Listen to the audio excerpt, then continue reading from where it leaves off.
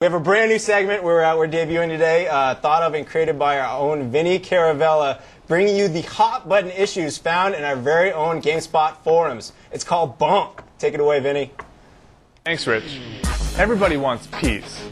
Some peace is easy and adorable, like a truce between a kitty and a puppy. But some is harder. Take Yankees and Red Sox fans, for example. But for some folks, peace is found in a galaxy far, far away.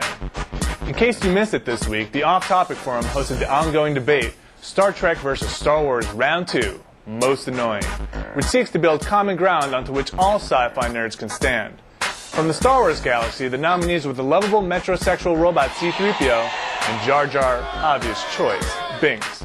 Star Trek universe counter with Quirk and Neelix, whoever they are. While early posts hinted that Jar Jar would walk away with this one, things quickly began to unravel as an argument over which sci-fi universe has the most powerful weapons threatened to ignite the thread into an intergalactic nerd-off. The argument began simply enough with the vote cast for Neelix by Captain Hawkeye stating, "Neelix, my God, I dreamt I had 30 or so Federation battleships and took that 30-year haul across the Delta Quadrant just to find his homeworld and blow it into hell."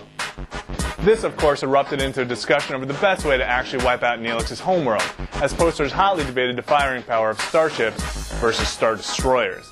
Now, I'll spare you the gory details, but here are some tidbits I picked up along the way.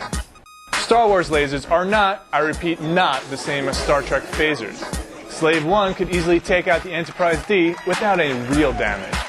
2 transphasic torpedoes killed 1 Borg cube, and of course, on a Carter-Sev civilization scale, a scale that shows the technological and social power of a society and civilization, 1 is represented as any free warp society limited to a single planet, and 100 is represented as, well, basically God. On this scale, our modern society sits at 0.72, Federation society is 0.3, the Borg is similar at 43, the Star Wars galaxy 95, and the Q continuum is 96. Now, before everyone breaks out the fanfiction, things seem to settle down after a few discussions on the political taste of the Rebels versus the Federation, and of course the inevitable showdown between the ships from each series, proving that once again, be your weapon a phaser or a lightsaber, the Riders of Rohan would whoop your ass.